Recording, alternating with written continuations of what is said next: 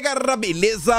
Como é que vocês estão? Meus amigos, acreditem se quiser, o Dilma defendeu a CPI, falou que quem não deve não teme, e nós já vamos começar falando sobre isso no primeiro tema do vídeo de hoje, onde vamos comentar sobre outras 3 CPIs que a turma vem tentando colher assinaturas, e temos, de verdade, 2 boas notícias. Uma envolve eleições 2024 e 2026, e a outra envolve uma comissão importantíssima que todo mundo classifica como uma grande derrota do desgoverno. A gente vai começar falando sobre isso. Depois vamos falar do consórcio, porque no dia de ontem algumas coisas aconteceram e aí você já deve sentar na cadeira e falar: meu Deus do céu, olha só, a turminha da picanha resolveu fazer algo que até a turma do consórcio falou que vai de encontro ao que está no sagrado texto da nossa Constituição. Imagina a confusão. Eu quero comentar sobre isso, envolve a TV Brasil. Depois a gente vai falar da carreta furacão, e a carreta mesmo, não é só o Juscelino. O Juscelino parece que está ganhando aí grandes competidores. No dia de ontem, o ministro dos Direitos Humanos, além de defender a descriminalização de algumas coisas que eu acho que não prestam, também falou do Meu Corpo, Minhas Regras. A ministra da Saúde também vem da história do Meu Corpo, Minhas Regras. O senhor Alcolumbre com Valdez Góes voltaram a ser matéria no Globo. O ministro da Educação, a turma tá pedindo a cassação dele, né? A turma aí do eleitoral, vocês vão entender também. E o ministro do Trabalho também criou algumas polêmicas envolvendo o Uber, só que a gente vai falar no outro ponto, porque a economia fez o L, mais especificamente o emprego. E aí eu quero que o picanheiro brigue com o gráfico da Fundação Getúlio Vargas, divulgado pelo Valor Econômico, que é do Grupo Globo. Notícias horrorosas, mas é o Brasil da picanha. E aí eu acho que vai dar tempo de comentar algumas coisas que envolvem o desgoverno atual, a agenda verde, umas coisas que estão rolando no Brasil, e até a questão do Irã, dos navios, etc e tudo mais. E algumas assuntos, notícias internacionais e diversas, não sei se vai dar tempo, mas vamos que vamos, já começar aqui ouvindo o Dilma. E porque a tela não tá passando, o que foi que eu fiz? Aqui meu mouse. Pronto, vamos lá. Estava eu montando um vídeo, quando de repente jogaram na minha timeline essa postagem da dona Vera Batista Neves, que é do dia 25 de fevereiro. Eu falei: rapaz, não acredito. Como é que isso daqui não circulou antes? Diante de tudo que está acontecendo no momento atual, é inacreditável. O vídeo da Vera era um recortezinho de uns 30 segundos. Eu falei: não, eu preciso ouvir esse programa na íntegra. Eu sabia que era o programa livre porque o Serginho Groisman aparecia. Esse daqui é o Dilma. Eu baixei o vídeo em melhor qualidade, vou mandar completo para vocês, 2 minutos, tem 2 recortes aqui. E olha só, o que o Dilma tinha para contar no ano de 1996, sobre CPIs e rabo preso. Outra coisa, a questão da CPI. Eu sou favorável à CPI, Serginho, porque a CPI é um instrumento institucional, portanto legal, para você apurar falcatruas. O Fernando Henrique Cardoso, quando não era presidente, ele dizia assim: quem não deve, não teme. Portanto, quem não deve, não teme. A CPI, porque se o presidente for inocente, ele então vai ganhar um atestado de idoneidade do Congresso Nacional. Isso ele dizia 3 anos atrás. Agora que ele é o presidente, ele adota político dedando que se recebe e fala assim: CPI vai atrapalhar o Brasil. Agora que é presidente, entra no edando que se recebe, que a CPI vai atrapalhar o Brasil. CPI vai fazer isso. CPI não atrapalha o Brasil. O impeachment do Collor melhorou a imagem do Brasil no exterior e deu uma imagem de seriedade. O que atrapalha a imagem do Brasil é as pessoas lá fora saberem que tem crianças morrendo de diarreia nesse país antes de completar 1 ano de idade. Problemas ligados à diarreia tem a ver com falta de saneamento, várias e várias vezes. É uma das coisas que causa, né? Também comida estragada, diversas coisas, mas falta de saneamento também. Tem muita doença que é transmitida, né, pela falta de infraestrutura básica. E o desgoverno atual, assim que toma posse, começa a emplacar algumas críticas, falar que o marco do saneamento talvez não seja tão bom. O próprio marco do saneamento em si, né, foi um parto para ele conseguir sair, porque a turma da oposição não só trabalhou contra, mas ainda judicializou a situação.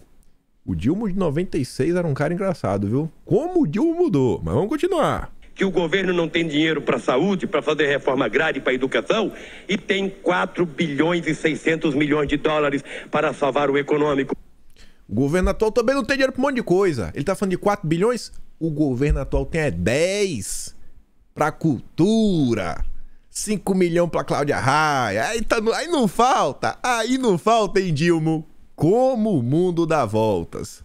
Que tem 5 bilhões e 600 milhões de dólares para salvar o nacional, né? O dinheiro para salvar as coisas importantes não tem. Para fazer as falcatruas tem. Não tem. Então acho que a CPI, se o presidente Fernando Henrique Cardoso estiver me ouvindo, eu não sei se ele assiste um programa de jovens, mas se estiver assistindo, jovem, né? A CPI é uma coisa importante para o Brasil. Acho que ao invés de criar as dificuldades que o presidente está criando, era melhor criar as facilidades para que ela se instalasse e funcionasse corretamente. Aliás, Serginho, informação agora quente mesmo, é que me parece que a Comissão de Justiça da Câmara reprovou a instalação da CPI.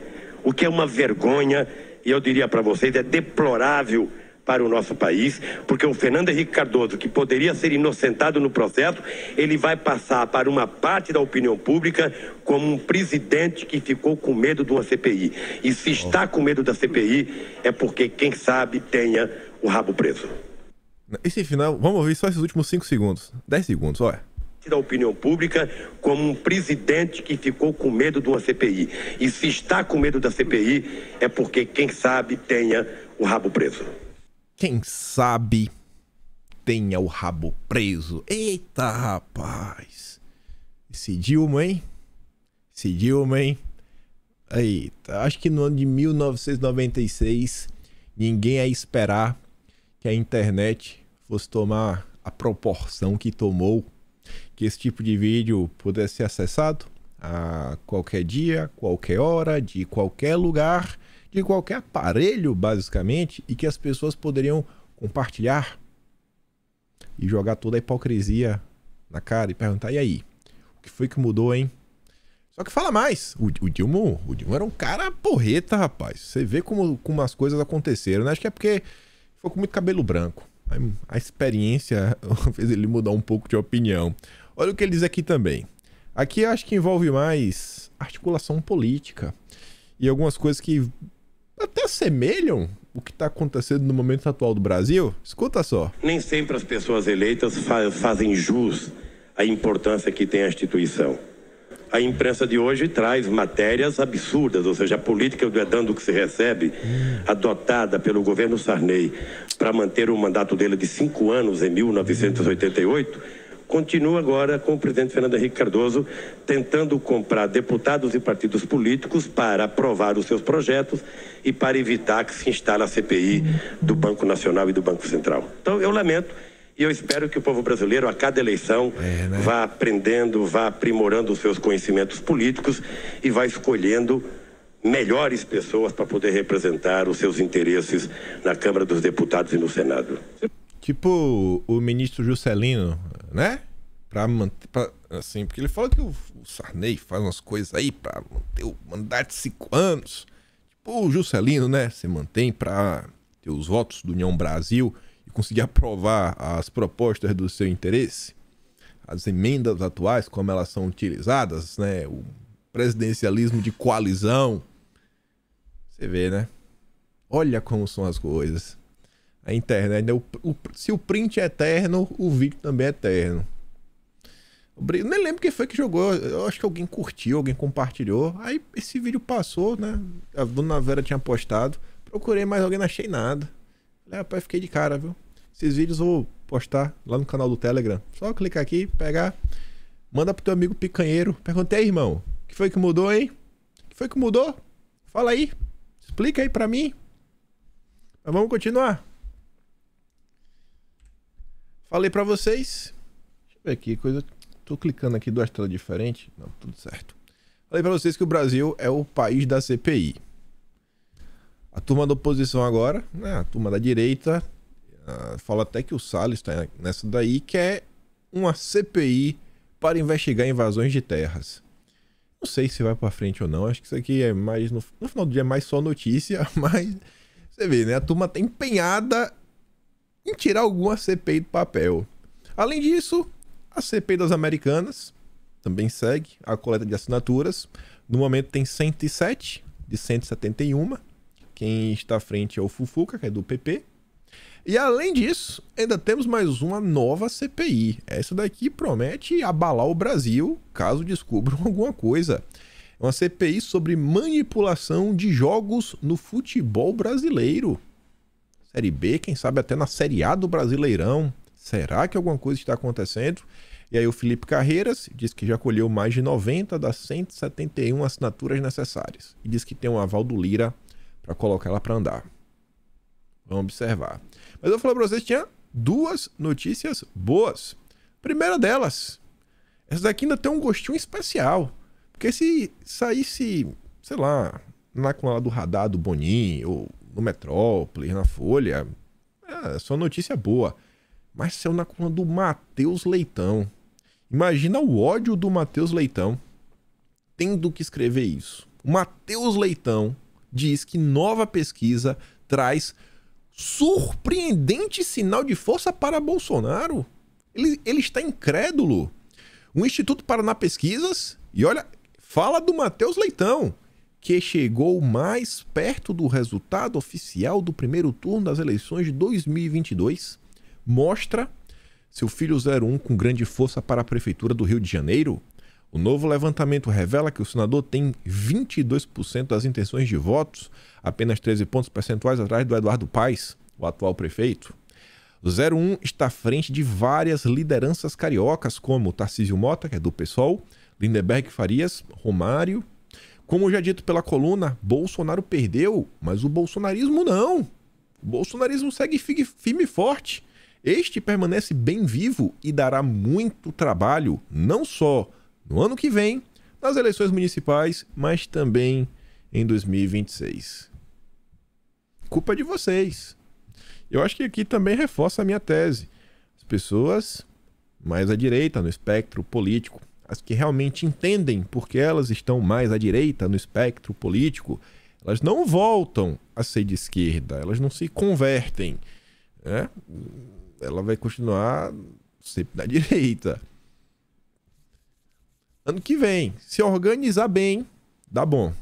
Mas vamos lá, tem outra notícia. Essa daqui eu acho que ainda é melhor. O PL emplaca bolsonarista em comissão que fiscaliza o governo. Tá, assim, quase tudo encaminhado. Não bateu 100% do martelo. Ainda existe a possibilidade de não ser a Bia Kicis, mas ser outra pessoa do PL. Mas a nota fala o seguinte. O PL venceu uma disputa interna na Câmara e vai ficar com a presidência da Comissão de Fiscalização Financeira e Controle, CFFC. Essa é a comissão que tem o poder de convocar os ministros de todas as áreas do governo, todas. Como, por exemplo, Juscelino, o de Direitos Humanos, Saúde, todos os absurdos que eles falam, você pode convocar para prestar esclarecimentos. O comando da comissão era um dos principais entraves para a instalação dos colegiados. O PT e o PL disputavam a presidência durante o desgaste que a comissão pode gerar no governo. Internamente, o PL indicou a Bia Kicis para presidir a comissão. O nome dela, porém, sofre resistência na base do governo. Só que, por mais que seja uma vitória e ainda não esteja 100% confirmado o nome da Bia Kicis, a turma do PT promete trabalhar para evitar problemas maiores. Que fala o seguinte, ó. Lideranças do PT afirmaram à Folha, e óbvio que eles iam falar isso para a Folha de São Paulo, né? Não iam falar, nós perdemos, somos fracos, somos coitadinhos, o bolsonarismo nos derrotou. Eles jamais falariam isso. Mas fala o seguinte, que apesar do PL ficar com a comissão de fiscalização, o governo se organizará para ter a maioria de parlamentares no colegiado, para evitar a aprovação de propostas desconfortáveis para o governo.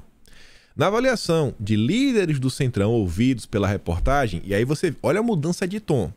A turma do PT que falou com a Folha e a turma do Centrão. Ó. O acordo para o PL comandar a comissão pode acarretar problemas para o governo Lula. Um deles afirma sob reserva que isso representa uma derrota para o Palácio do Planalto. com risco de constantes convocações de ministros. O acordo para a comissão foi anunciado pelo presidente da Câmara, o Lira, em conversa com jornalistas nessa terça-feira. O PL tem o direito da primeira escolha. Ele abriu mão da CCJ por causa do acordo. As demais comissões ficam para frente, os partidos vão se entendendo. É bom, né? Ter uma vitoriazinha de vez em quando, mas vamos esperar para ver o resultado final. Mas independente disso, o PL vai ficar com a comissão. O Lira acabou de falar, né? Se o Lira falou, eu acho impossível ele voltar na palavra dele. Até para o Brasil, eu acho que seria muito difícil o Lira voltar atrás na palavra dele. Pode não ser a Bia Kicis, mas com certeza vai ser alguém do PL. Mas vamos continuar. Falei para vocês que a turma da picanha fez algo que nem o consórcio conseguiu, sabe, defender. Você vê aqui, ó, repórter Renato. Coloco a imagem aqui da primeira-dama e vocês podem ver aqui em cima o logo da TV Brasil.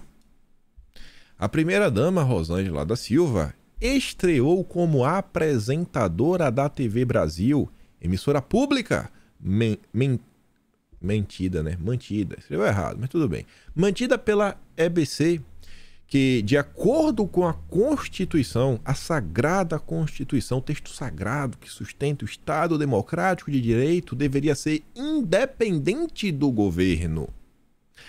Em um desvirtuamento da empresa, Janja estreou falando sobre ações do presidente Lula. A turma do Metrópolis vem para complementar e quantificar e fala que o programa que ela conduziu, Janja apresenta programa, produzido pela TV Brasil, e cita Lula e seu governo em pelo menos 7 momentos. Papo de Respeito abordou o combate à violência contra a mulher e foi transmitido nas redes sociais da emissora estatal. Então, o que falar sobre isso, além do que o repórter Renato já falou? Temos que relembrar algumas coisas que saíram recentemente, né? Relembrar é viver. Relembrar é viver. Governo Lula mantém TV Brasil como emissora chapa branca. Essa nota é do dia 28 de janeiro e, após a publicação, o Bernardo Melo Franco, ele recebeu uma informação do governo e ele publicou, e ele coloca assim, ó, atualização das 19 horas. Indicado à presidência da EBC, a EBC aí da TV Brasil, o Hélio Doyle entrou em contato e disse que a fusão entre a TV Brasil e NBR será desfeita. Brevemente, voltaremos a ter um canal de TV pública e outro de TV governamental. E o que você relata não mais acontecerá. Mas aconteceu. E agora? Mais uma promessa quebrada pela turma da picanha. Tá aí, né? Tá lá o site da Globo, né? Governo Lula mantém TV Brasil como emissora chapa branca. Eu acho que não mudou nada. O Globo estava correto em sua afirmação. Além do uso da TV Brasil, tem outras coisas acontecendo, tanto que o Nicolas, no dia de ontem, ele veio avisar que é o seguinte, ó, acabo de protocolar uma representação contra a SECOM junto ao Ministério Público Federal por uso indevido dos meios de comunicação que estão sendo utilizados para a promoção e favorecimento da imagem do atual presidente, violando o princípio da impessoalidade da administração pública e deixando de observar o caráter meramente informativo das redes sociais do poder público. Antes fosse só a TV Brasil, né? E o bacana, olha isso daqui, 11 de fevereiro de 2022. Justiça proíbe governo federal de usar redes sociais para promover Bolsonaro e outras autoridades. Decisão atende o pedido do Ministério Público Federal, que diz que postagens estão sendo usadas para transmitir refutável mensagem de enaltecimento da personalidade do presidente da República. Veja exemplos. Sim, com Bolsonaro não podia. A única coisa que eu quero, e por isso que eu estou batendo na tecla, é que o Dilma também não possa, né? Tem que ser o mesmo tratamento. O mesmo tratamento. Vamos ver agora a valentia. Vamos ver a valentia do Ministério Público. Aí surgiu uma turma na esquerda falando que não, olha só, mas ela não é apresentadora, é convidada, tentaram passar um pano. Aí o Sampancha aparece e fala, ó, é falso que a primeira-dama era apenas uma convidada, em um programa transmitido nas redes da TV Brasil. Apesar do problema de áudio inicial, fica claro que ela é quem apresenta a atração e anuncia duas convidadas. Logo no primeiro minuto, ela cita a campanha de seu marido, o Dilma. E agora, onde estará a valentia da turma que apontava o dedo para Bolsonaro? Esperar enrolar, né? Quero ver se o Bernardo Melo Franco do Globo vai fazer comentário sobre isso. Ele que criticou tanto o uso da TV Brasil. Eu acho que não vai. Mas vamos falar agora da carreta furacão. Diversos nomes aí que causaram muito nas últimas horas. Ah, meu filho, hoje tá devagar esse computador, viu? Mas beleza.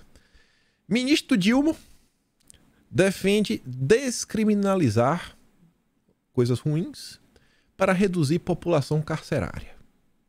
Soltar preso. Ele concedeu uma entrevista pro BBC, né? BBC, saiu no G1. Aí fala o seguinte, que nos últimos 10 anos, o professor, advogado... Olha como matéria, né? Olha como são as coisas. Imagina se algum dia você iria ver uma matéria da Globo fazendo a introdução dessa sobre um ministro indicado não só por Bolsonaro, qualquer presidente mais à direita. Nos últimos 10 anos, professor, advogado, filósofo, mestre...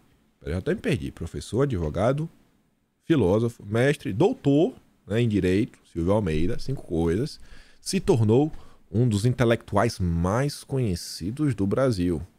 Vocês conheciam o Silvio Almeida? Ele era um dos intelectuais mais conhecidos do Brasil? Acho que eu devo ser muito ignorante, porque eu não conhecia. Sua escolha como ministro dos Direitos Humanos e Cidadania, portanto, não chegou a surpreender. O cara, sensacional, sensacional. A matéria já começa assim, né? Olha, passada de pano. Quem acompanhava as discussões sobre o tema, né, mais recentemente, né, não iria se surpreender. Ao longo de quase 50 minutos de entrevista, Almeida defendeu a criação de uma comissão para avaliar se o Estado brasileiro seguiu as recomendações da Comissão da Verdade. Aquela que a Dilma era vítima, você sabe, nem vou falar. Que apurou as violações de direitos humanos durante o período da ditadura militar. A comissão já é vista como uma espécie de vespeiro político com potencial para desagradar integrantes das Forças Armadas.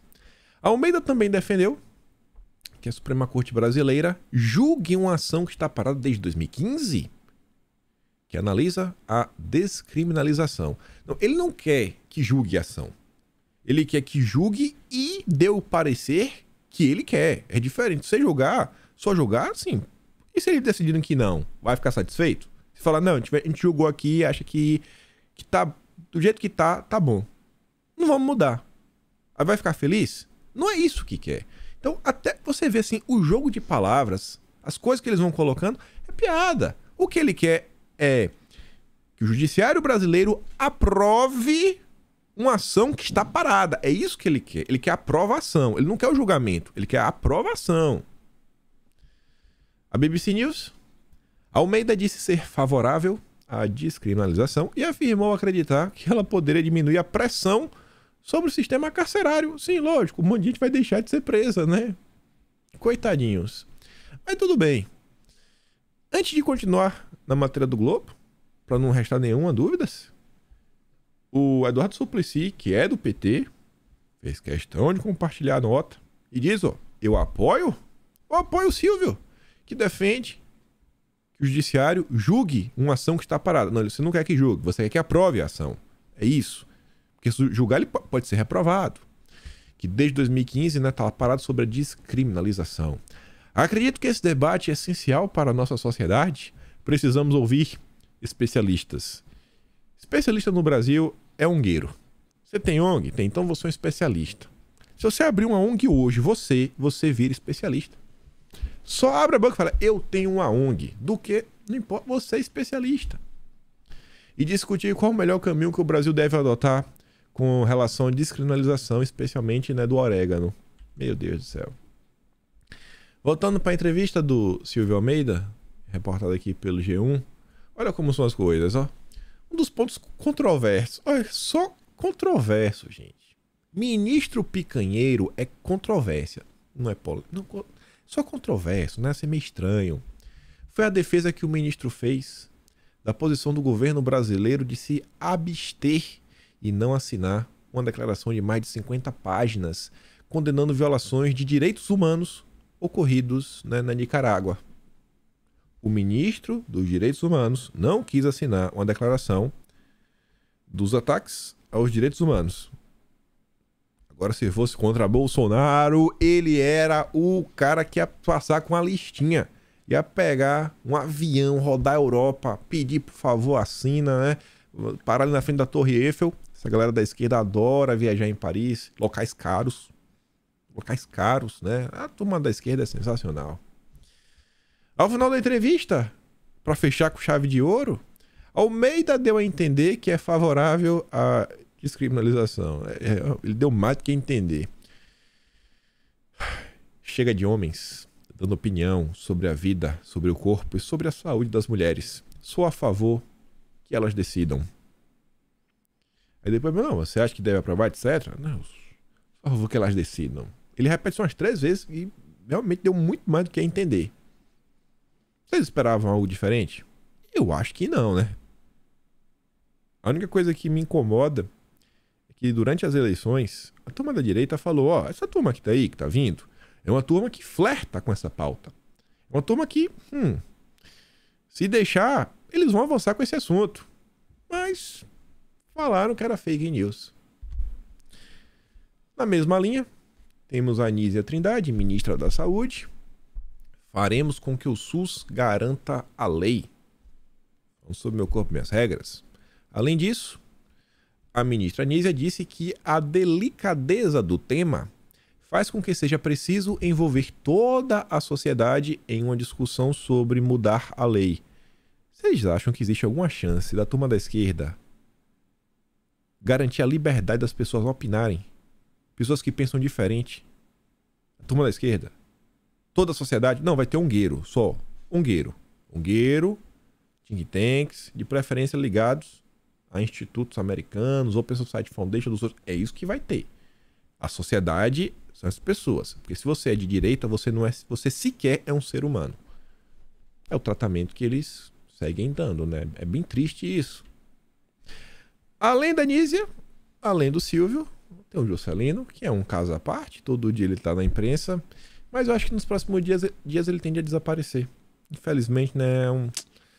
Foi muito bom enquanto durou. Boas histórias, rimos muito aqui juntos. E a Madeleine Laxo agora se mostra perplexa. Eu tô na dúvida, na verdade, se ela se mostra perplexa. O último parágrafo vou mostrar pra vocês. Eu fiquei na dúvida se é ironia ou não. Mas ela fala assim, ó. Ao dar vitória a Juscelino Filho, Lula decide o norte moral do governo. Isso não tem como discordar. Só que ela fala o seguinte. Aqui são os 2 últimos parágrafos do texto dela. Com essa atitude, Dilma decide qual será a bússola moral de seu 3º mandato. As paquitas lulo-afetivas já até criaram a narrativa segundo a qual só se afasta ministro caso ele tenha condenação transitada em julgado. Essa apatia é sobre as regras mais básicas de respeito à coisa pública, mas cola com os fanáticos. E esse encerramento eu fiquei na dúvida mesmo se é ironia ou não, porque a Madeleine Laxo, ela ajudou, assim, ela não é que ela ajudou, ela foi uma das peças centrais na perseguição que a direita sofreu e sofre. Ela é o Marco Zero, ela e o Luciano Ayan, juntos, aquele curto deles, né, Arte da Seita, aquele trabalho, um vídeo clássico, eu já dei aqui play várias vezes, que é o Fábio Panúzio afirmando, eu sei que você e o Ayan estão trabalhando na CPI, ela fica assim meio sem jeito, o Ayan também. Então assim, né, fala assim, o preocupante é que integrantes da comunicação do governo já começaram a reproduzir esse tipo de narrativa nada republicana e tristemente semelhante aos momentos mais cínicos do bolsonarismo. No entanto, temos de saber que não é hora de criticar Lula, nem arrumar desculpa para torcer contra. Se o pessoal não agir igual ao bolsonarismo, o Bolsonaro volta. Espero que isso aqui seja apenas ironia e aquela vontade de igualar Lula e Bolsonaro. Mas eu tenho dúvida se realmente a Madalena Laxo, né, tem que passar um panozinho pelo ódio que ela tem contra a turma mais à direita. A Clarice Oliveira fez uma nota passando aquele pano, o jornalista da Veja, que se orgulha de ter sido bloqueada por Bolsonaro no Twitter. Só que ela traz informação bem interessante que confirma uma coisa que eu falei para vocês.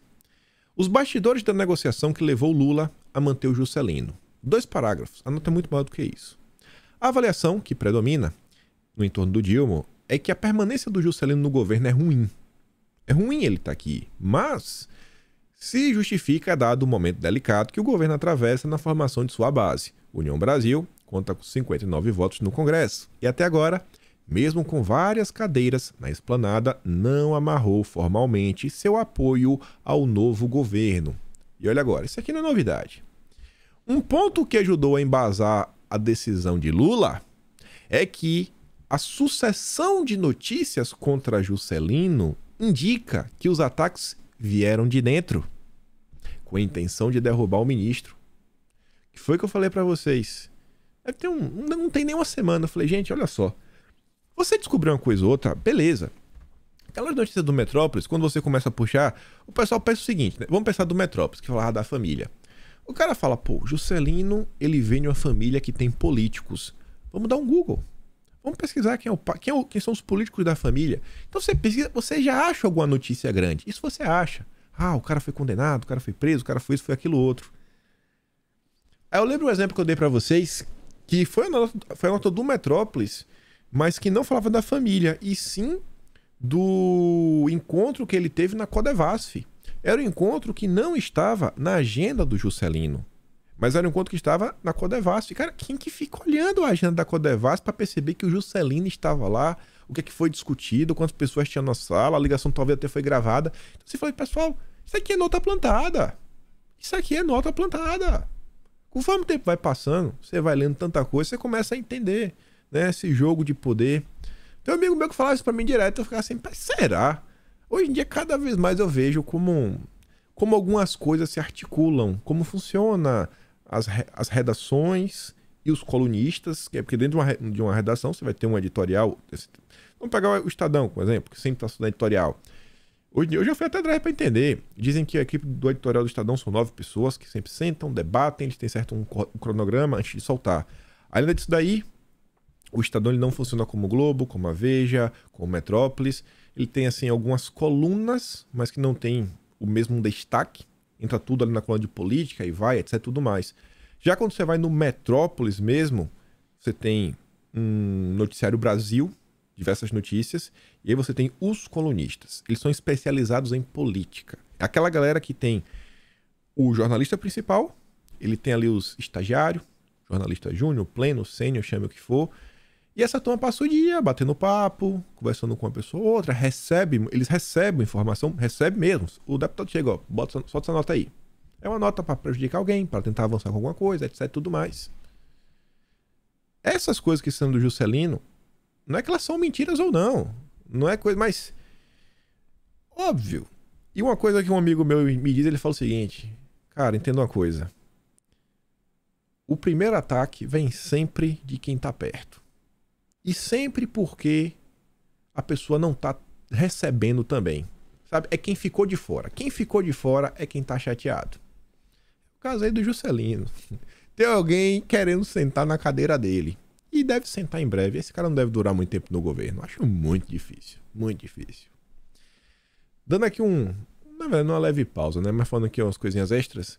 Manutenção de Juscelino não garante apoio restrito da União ao governo no Congresso. É mais do que esperado. A escolha do Dilma em manter Juscelino não vai garantir o apoio restrito da União Brasil.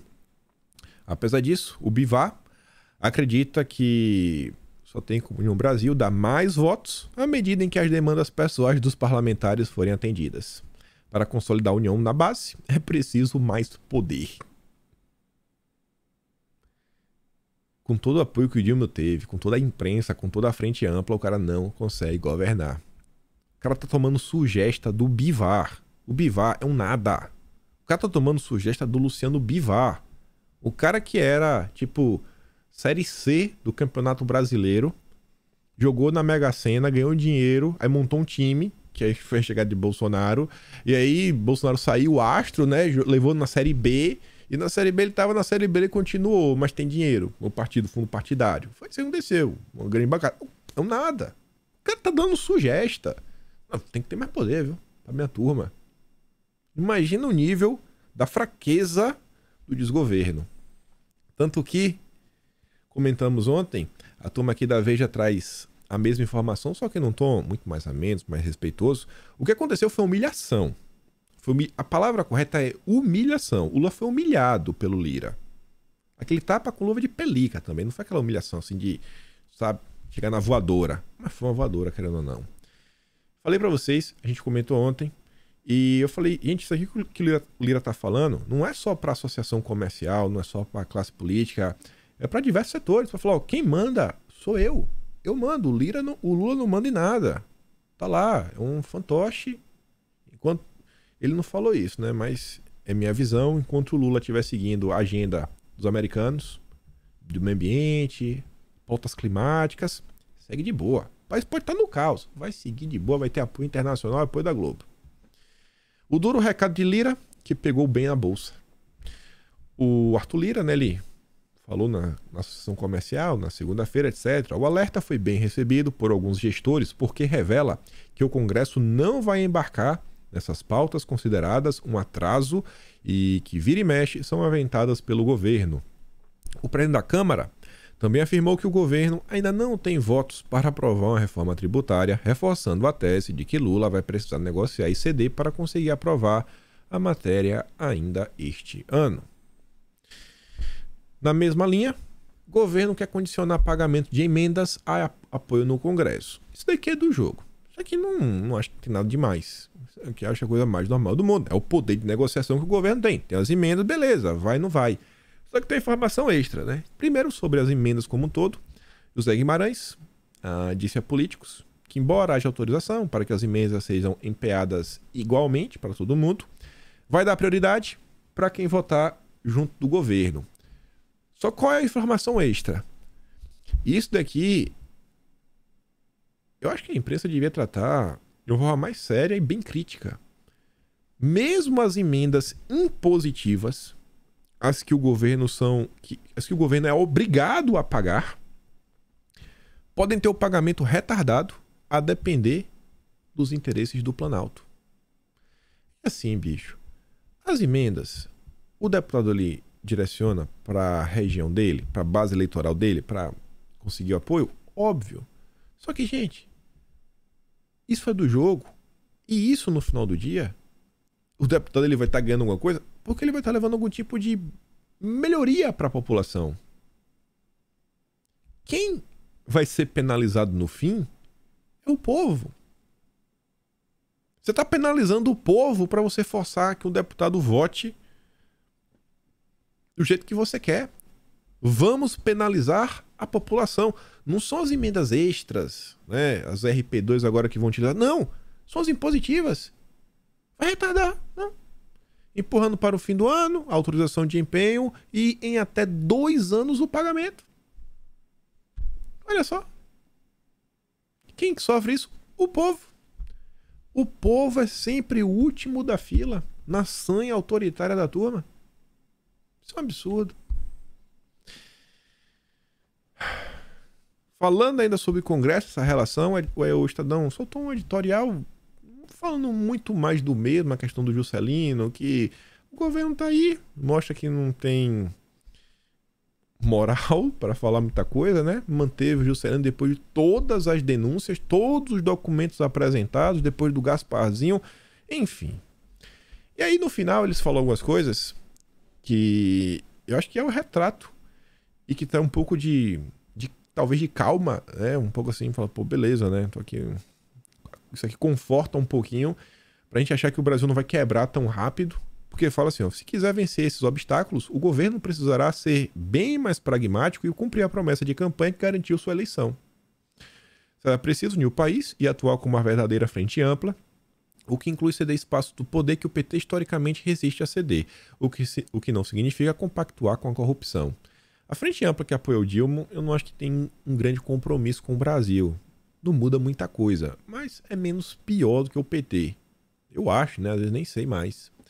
Em paralelo, será necessário priorizar a aprovação de uma pauta econômica que mobilize uma maioria no Congresso e abandonar propostas anacrônicas como a da revisão da reforma trabalhista.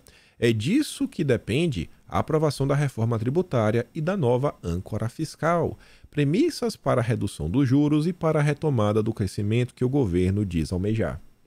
Então, essa fraqueza do desgoverno vai nos levar a um cenário onde dificilmente o governo vai priorizar pauta de costumes da esquerda, né, algumas leis absurdas, vai levar principalmente num cenário onde algumas propostas elas vão ter que avançar de uma forma, né, com a mínima razoabilidade.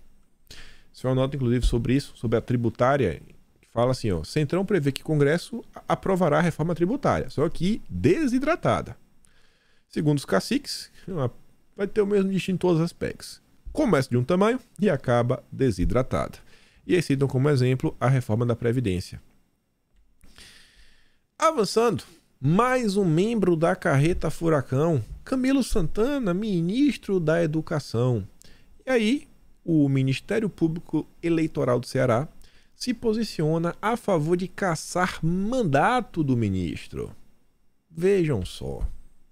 O governo do estado do Ceará, chefiado por Maria Isola Sela Arruda Coelho, a Isolda Sela, inclusive, está trabalhando com Camilo Santana. Trabalham juntos. Direcionou benesses aos municípios interioranos, por meio da celebração de convênio e do repasse de recursos para obras de pavimentação asfáltica e de construção, reforma de prédios e equipamentos públicos, com vistas a angariar de forma oblíqua o apoio dos prefeitos municipais em favor da candidatura dos investigados. No parecer assinado na segunda-feira, o procurador eleitoral se manifesta pela procedência da ação e se diz favorável à aplicação da penalidade. Em virtude do exposto, a Procuradoria Regional Eleitoral se manifesta pela procedência da ação. Vão falar que é golpe. Vão falar que é perseguição política, né? E o que a gente fala? Faz o L. Faz o L. Faz o L. Alcolumbre. Não é ministro, mas indicou 2,5. Né? Vamos botar a Daniela do Vaguinho, não sei se foi diretamente o Alcolumbre, mas o Juscelino e o Valdez Góes são dele. E o Valdez, junto com o Alcolumbre, aparece aqui no Globo. Vocês devem lembrar daquela denúncia, onde o Alcolumbre empenhou aí, né, sua emenda via orçamento secreto. O Valdez assinou e quem vai realizar as obras é a empresa do suplente do Alcolumbre. Vocês lembram disso? O Globo traz novidades. E agora fala assim que o Alcolumbre utilizou ofício encaminhado por um secretário estadual do então governador do Amapá, o Valdez Góes, que é o ex-ministro, para omitir seu patrocinador de emendas do orçamento secreto, que posteriormente foram usadas para contratar uma empresa de seu suplente. Para o ofício que, sabe, faz o empenho, né, para não mostrar que é o patrocinador, que aparece lá, quem foi que patrocinou? Por Alcolumbre, não ter o nome dele, ficar, pô, a emenda do orçamento secreto do Alcolumbre, dessa obra, foi parar na empresa, que é a empresa do seu suplente, irmão. Não. Aí, quem foi que assinou? Um secretário do Valdez Góes, aliado do Alcolumbre, que ele fez ministro. Como revelou o Globo, há 2 dias de deixar o governo do Amapá, Góes anunciou a contratação da construtora Rio Pedreira de Breno Chagas, segundo suplente de Alcolumbre, para tocar obras de pavimentação em uma rodovia estadual. O empreendimento orçado em 100 milhões teve a maior parte do valor financiado por meio das chamadas emendas de relator, base do orçamento secreto, pelo qual parlamentares enviavam recursos a seus redutos eleitorais sem serem identificados. Questionado sobre os ofícios, Góes afirmou por meio de sua assessoria que todas as emendas enviadas ao Amapá durante sua gestão seguiram o que determina a legislação vigente. E Alcolumbre não respondeu. Não quis responder. Tá o culpado. Faz o L. Faz o L. Faz o L. É na cara, é assim, é escancarado para todo mundo ver. Faz o L, gente. E a economia fez o L. Infelizmente. Notícia assim que dói meu coração. Amanhã sai o Caged. Vamos ver, né? Eu acho que os dados serão ruins. E eu falo com base em diversas coisas. E agora tem essa informação extra. Que os petistas vão brigar com os dados. Eu tenho certeza. Indicador antecedente de emprego equivale ao de pandemia em 2020 e recessão de 2015-2016, diz a FGV. O que é isso, né? Fala, o indicador antecedente de emprego, IAEMP, que é calculado pelo Instituto Brasileiro de Economia da Fundação Getúlio Vargas, mostra um patamar baixo em fevereiro e equivalente a períodos de 2 graves crises na economia brasileira. Vejam só, o indicador desse mês, o indicador de emprego nesse mês, tá? Quando a turma foi calcular, falou, meu Deus, estamos com dados semelhantes à pandemia e à crise da Dilma, a recessão. O Dilma tá no mesmo patamar de uma pandemia e da Dilma. Em 2 meses, o cara destruiu o país. Na verdade, não foi 2 meses. Vamos olhar os gráficos.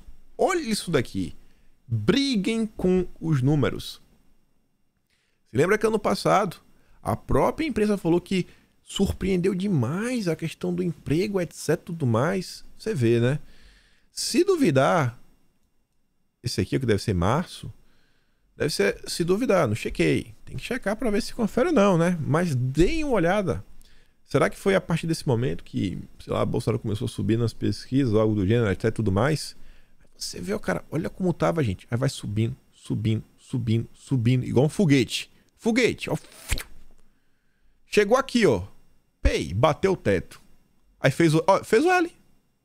Eu nem tinha visto. Aí eu postei a imagem, chegou um cara lá no Twitter e falou, ó, fez o L. Eu falei, rapaz, não acredito. Fez o L. O emprego fez o L. Briga com os números aí, petista. Briga com o número. Olha o mês que fez o L, gente. Vamos descer aqui, ó. Aqui é mais ou menos o que? Setembro? Sendo que 1º de outubro tinha, sei lá, eleição. Todo mundo falava que o Dilma era o favorito. Aí você vê que aqui ainda tá alto, ó. Você vê, ó. Você vê que teve uma queda de 83 para 79, mas tá um patamar bacana. Você vê, olha a diferença porque tá aqui. Aí quando chancela, fala, ó, deu Dilma. Deu onde? Novembro. Porque a eleição foi onde? Foi 31 de dezembro. 31 de outubro, né? Não, 30 de outubro. Acho que foi dia 30, né? Olha o mês de novembro. Bateu lona. Na lona. Deu lona. KO. Nocaute. Olha agora.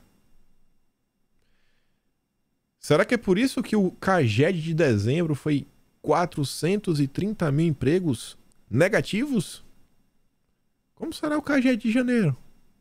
Lula vai levar o Brasil mais uma vez para um desemprego de 2 dígitos? Será que vai ser pior do que a pandemia? A última vez que o índice havia ficado tanto tempo na faixa de 73, 74 foi em 2020, quando a crise na economia, né, devido à pandemia, atingiu seu auge, e na recessão entre 2015 e 2016. O auge era a época do fica em casa. Para especialistas, uma série de fatores está a conduzir esse cenário, né, de um menor desejo de contratar. De um lado, ao contexto macroeconômico atual, né? Juros altos, inflação persistente, sem arcabouço fiscal, sem responsabilidade, né? Elevado endividamento das famílias. Esse quadro não estimula novas compras, o que inibe o avanço do consumo como um todo e, por consequência, da atividade econômica. A especialista comentou que nenhum empresário pensa em contratar mais, se não perceber que vai haver demanda alta no futuro. A gente comentou que ontem no vídeo que a produção, não a venda, a produção de veículos para o mês de fevereiro foi recorde negativo. Então acho que ninguém está esperando, né, um crescimento na demanda. Tempos extremamente difíceis virão. Extremamente difíceis virão para o Brasil. Vamos ver amanhã. Espero que o Caged surpreenda positivamente. De coração, vi assim uns 600 mil positivos. Pelo bem do Brasil. O povo brasileiro não merece sofrer dessa forma. Outra coisa que pode impactar os empregos no Brasil em breve É a questão dos aplicativos. Se Uber foi embora do Brasil, o problema é da Uber. Não nosso. Se o povo ficar desempregado, com certeza o problema não é do ministro, que esse daí tá com emprego garantido. Após dizer que foi muito atacado pela imprensa, por causa de sua fala sobre aplicativos, o ministro do Trabalho, Luiz Marinho, voltou a defender a regulamentação da atividade durante almoço com empresários e parlamentares da Frente Parlamentar de Empreendedorismo. Temos mais informações em outra nota. Se a plataforma Uber foi embora do Brasil, é um problema da Uber, não nosso. Mas não fiquem preocupados porque ela não vai embora. Tá muito confiante, viu? Marinho enfatizou que o Uber, o Brasil é o mercado número 1 da empresa em todo o mundo. Não sei. Ainda que a companhia alegue não ser o país com mais rentabilidade. Ninguém vai embora, a gente não quer que vá, mas a gente quer a valorização do trabalho. De acordo com o ministro, é preciso ter regras e controles para não haver, por exemplo, o excesso de jornada de trabalho. Regra? Para não ter excesso? Que muitas vezes, conforme Marinho, estão na origem de acidentes de trânsito, aumentando o peso financeiro para os contribuintes. Não tem nada de agressivo nisso, é a civilidade sendo praticada. Gente, olha só, o aplicativo é bacaninha porque o cara recebe meio que quantidade, né? No final do dia tem lá uns números calculados, quantidade de corrida o cara faz, distância, né? Uma série de fatores. E você vê, às vezes o cara tá no mês de aperto, às vezes o cara prefere trabalhar mais. Não, não pode. Não pode. Você não tem autonomia para definir quantas horas você pode e não pode trabalhar. Você não tem essa autonomia, você não tem capacidade. Você não tem capacidade de cuidar de sua própria vida. Quem tem que tomar conta é o governo. Ele que vai regular quantas horas pode trabalhar. É brincadeira isso? Ai, bicho, eu não entendo não. Na boa, eu não entendo. Aí eu falei que tinha informação extra. Essa frente parlamentar do empreendedorismo passou informação aí pro Metrópolis. Seguinte, ó. Luiz Marinho deixa parlamentares preocupados ao falar de sindicatos. Os membros da frente parlamentar do empreendedorismo, eles saíram preocupados desse almoço. Apesar de elogiarem a disposição do ministro para o diálogo, os deputados da frente afirmaram que o petista pareceu irredutível ao falar dos sindicatos. O temor de integrantes da frente é de que a atuação do ministro volte a criar o que chamam de indústria dos sindicatos e que isso prejudique a competitividade das empresas brasileiras. Em reservado à coluna, uma das lideranças da frente ressaltou que uma coisa é a atividade sindical, outra seria os sindicatos aos moldes do que o ministro sinalizou durante as conversas. Ou seja, é muito pior do que a gente imagina. E aqui tem essa notícia, era para estar até antes ali, junto com a outra do valor econômico. Os juros já estão altos. E parece que para até quem quer se aventurar nesse mar revolto que é a economia brasileira, o cara tá tendo outro problema. Achar um navio, né? Achar uma linha de crédito disponível aí. Há sinais de um incipiente credit crunch. Descarta do fundo verde. Esse fez o L. Mesmo medidas corretas da perspectiva fiscal, como a reoneração dos combustíveis, conseguem ser acompanhadas de graus excessivos de ruído desnecessário e contraproducente. São as declarações absurdas das ideias do desgoverno que são colocadas na mesa. Acho que o Brasil vai dar muito errado. É o que está todo mundo aí sinalizando, né? Mas adianta falar?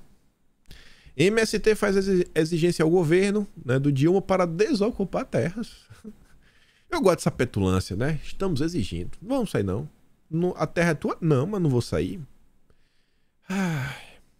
Membros do MST acusam o governo Lula de lentidão e afirmam que só desocuparão fazendas na Bahia quando o plano de realocação for apresentado. É mole. É mole. Ela ainda bota queixo. Não, só saio quando minha exigência for cumprida. Vamos falar de mais algumas coisas que envolvem o desgoverno. Envolve o Brasil como um todo. Você vê a reforma tributária. Vamos falar dela, né? Tem coisa aqui sobre a reforma. Tô lembrando aqui agora. Tava eu passeando ontem, né? Eu sempre chego lá, eu faço umas listas pra seguir, ver o que a turma da esquerda tá discutindo. Essa informação aqui eu vi a turma da esquerda. Empresas cometeram crimes ambientais e tem que pagar mais de 100 milhões em multas. Elas foram investigadas pelo grupo aí, né, em conjunto com 39 veículos jornalísticos parceiros, dentre eles a agência pública. No final do dia, essa galera, o que ele tá colocando? Né? Vamos por parte. Essa matéria tá falando assim que tem várias empresas que tem vários selos. Ela é super do bem. Ela tem um selo da qualidade. Só que quando você vai investigar, você vê que a empresa tá toda errada. Que aquele selo não serve de nada. De nada mesmo. Tipo Americanas, que você vê que essa super auditoria, PwC, etc. E aconteceu o que aconteceu. E aí a nota fala que ao longo das últimas 2 décadas, tratando de selos, né? Multinacionais de capital aberto, pequenos fornecedores e empresas de investimento lançaram mão de sua associação com esquemas de certificação florestal voluntária para mostrar a consumidores e acionistas que estavam comprometidas com diretrizes ecológicas, sociais e de governança, ESG, e que suas práticas não prejudicam o meio ambiente. Só que as chamadas certificações de sustentabilidade oferecidas por empresas privadas não são uma exigência legal, mas se tornaram praticamente uma necessidade para empresas que vendem, produzem ou usam madeira e outras matérias-primas associadas ao desmatamento, para provar que elas são do bem. Se você não tem ESG, você não é uma empresa, você não é do bem, você é do mal. No coração desse sistema autorregulatório estão organizações internacionais como o FSC, o PEFC, o RSPO. Essas instituições se utilizam de formações de empresas de auditoria para avaliar clientes e certificar que madeireiras, empresas que produzem óleo de palma ou vendem outros produtos, obtêm seus insumos de maneira responsável e não utilizam materiais ligados ao desmatamento ilegal e a outros crimes ambientais. Certa vez, eu lembro que eu fiz um dossiê só falando de ESG e eu perguntava: quem é que diz o que é e o que não é ESG? E depois eu perguntava: e quem pode certificar? Quem certifica os certificadores? Essa nota aqui mostra exatamente isso. Existe um grande mercado de certificação para falar quem é do bem e quem é do mal, e que no final do dia isso não serve de nada. Só que a turma que está aqui, que envolve várias ONGs, etc e tudo mais, qual é o interesse deles? É só desmascarar?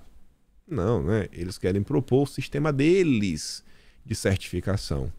E aí eram as conversas, as discussões que eu estava vendo ontem aí o pessoal discutir. Quantas empresas no Brasil não se orgulham dos seus selinhos que tem, quem não tem? Você vê a Bolsa de Valores brasileira, a Bovespa, para você poder hoje entrar nela, você tem que seguir uma série de regras. Regras, muitas vezes, que tem essas componentes ESG, né? Como você ter membros no conselho, que tem de determinado grupo, que é de minoria, que é isso, que é aquilo outro, tem um cabelo azul. Toda aquela confusão. É tão absurda que até parte da esquerda já começa a questionar a real validade disso. Isso aqui parece até meme. Mas não é. O John Kerry curtiu. A FUNAI e a ONG WWF avaliam estabelecer parcerias para quê? Gestão territorial. Me ajuda, né, a fazer a gestão do território. Gestão comparada do território.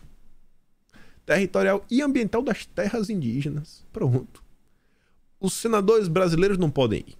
Se for sem avisar, as ONGs levam para a justiça. Mas as ONGs podem tomar conta, porque a ONG é do bem. E é o governo da picanha, né? É a parceria da FUNAI picanheira. É a FUNAI picanheira com as ONGs. O Dilma segue batendo continência por interesse americano, né? Interesse europeu, interesse da agenda SG. A turma que dizia brigar contra o imperialismo. Olha essa. Outra frente, né?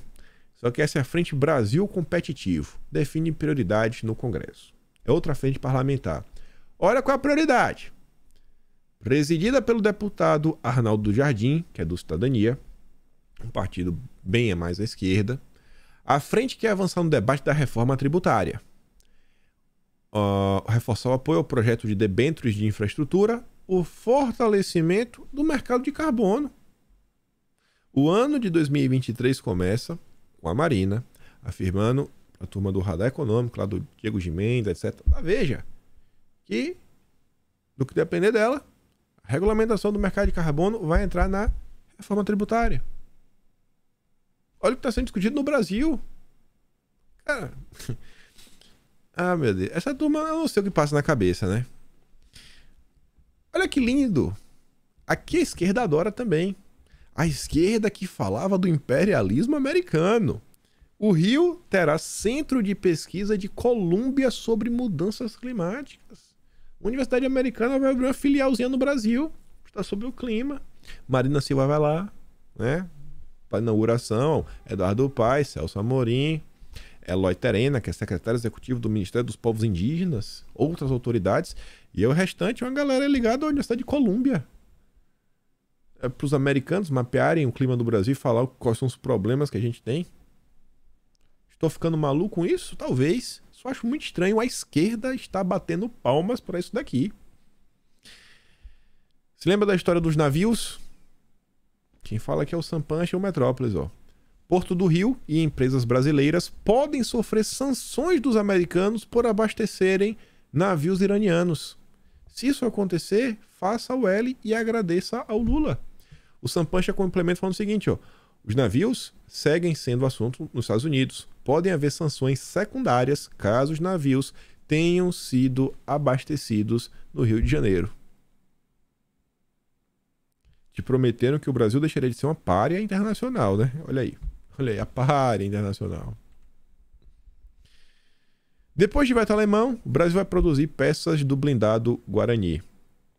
Aqui é só porque tá falando de sanções. Aqui é uma espécie de sanção. Um veto que teve. O que eu acho interessante é o seguinte. Teve que esperar a Alemanha vetar para pensar em desenvolver a coisa no Brasil. Você vê que acaba, no final do dia, né? As coisas vão acontecendo.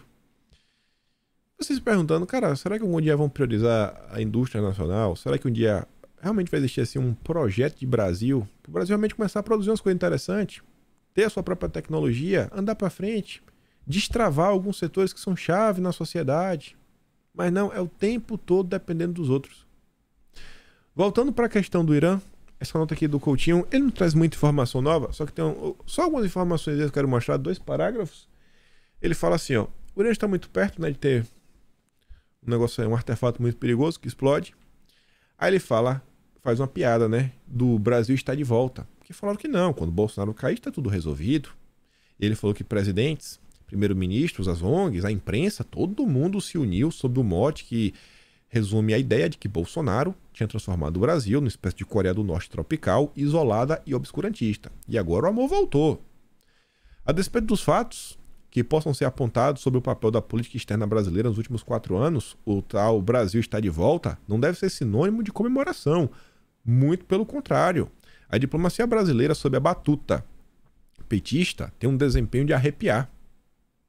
E aí no fim ele fala assim, ó, as intenções das ações do Brasil quase sempre são justificadas pela busca da paz, pela consolidação da autodeterminação e soberania dos povos, fortalecimento das alianças Sul-Sul e, ao fim, o redesenho do mundo sob o rearranjo da tal multipolaridade. Intenções que, sabe-se lá Deus, se são realmente sinceras. O que eu achei interessante foi esse final. É um tema que ele ainda, eu vejo que ele carece de aprofundamento. Eu tenho certeza que sei lá, isso aqui é a cara que se Olavo de Carvalho tivesse vivo, ele ia estar se debruçando sobre isso daqui. Típico assunto que ele comentava muito sobre o Foro de São Paulo, né? Esse aqui ia chamar a atenção. Essa tal da multipolaridade e a nova visão, não sei quão nova é, né? Mas que a esquerda vem apontando aí das relações internacionais, é uma coisa que vale a pena prestar atenção para entender alguns movimentos que estão sendo feitos. Enfim, aí. Tinha umas coisinhas a mais, notícia extra, deixo para comentar com vocês amanhã.